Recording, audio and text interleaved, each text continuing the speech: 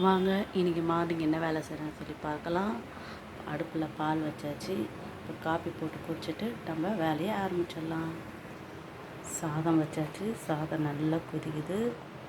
காரக்குழம்புக்கு தேவையான காய்கறியெல்லாம் கட் பண்ணியாச்சு.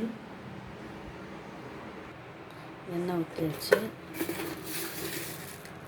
கடுகு போட்டுக்கலாம், வெந்தயம் போட்டுக்கலாம், வெங்காயம் போட்டுக்கலாம். நல்லா கிண்டி விடணும். நல்லா வதங்கணும். வெங்காயம் நல்லா வதங்கிடுச்சு. நம்ம தக்காளி போட்டுடலாம்.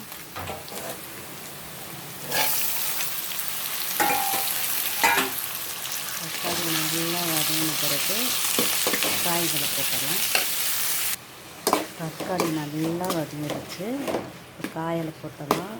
என்னென்ன காய்னா முருங்கைக்காய், கத்திரிக்காய், கேரட்டு, கேப்சிகம். நம்ம வீட்டில் என்ன காய்கறிகள் இருக்கோ அதை போட்டு நம்ம வச்சிடலாம். இந்த காய் தான் போட்டு வைக்கணும் அவசியம் கிடையாது. வைக்கிற குழம்பு டேஸ்ட்டாக வச்சா போதும். காய் நல்லா வதங்கட்டும். காய்கள்லாம் நல்லா வதக்கும் போது நல்லா ஸ்மெல் வச்சுக்கோங்க. அந்த அளவுக்கு வதங்கணும்.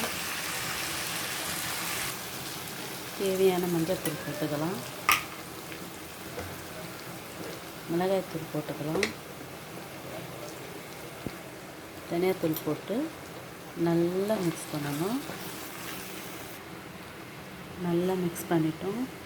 இப்போ தேவையான அளவு தண்ணி ஊற்றணும். நல்லா பச்சை வாசனை போகிற அளவுக்கு நல்லா கொதித்த பிறகு புளி ஊற்றிட்டோம்னா நம்ம காரக்குழம்பு ரெடி. எனக்கு தெரிஞ்ச ஸ்டேஜில் வச்சுன்னுக்கிறேன். நல்லா கொதிக்கிட்டோம். குழம்பு நல்லா கொதிக்குது. இப்போ கொஞ்சம் புளி ஊற்றிடலாம். புளி ஊற்றி நல்லா மிக்ஸ் பண்ணிவிட்டு அரைச்சி வச்ச தேங்காயும் ஊற்றிடலாம். வெயில் காலம் வந்துடுச்சு. இனிமேட்டு நம்ம எல்லா குழம்புலையும் கொஞ்சம் கொஞ்சம் தேங்காய் சேர்த்துறது நமக்கு நல்லது.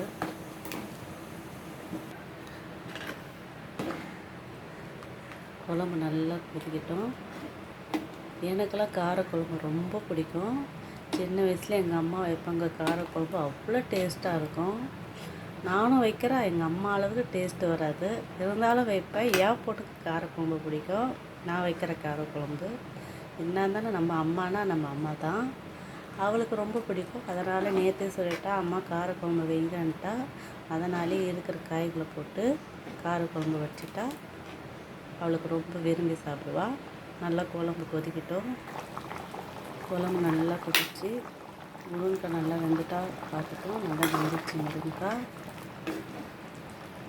இதேமாரி வீட்டில் ட்ரை பண்ணி பாருங்கள்.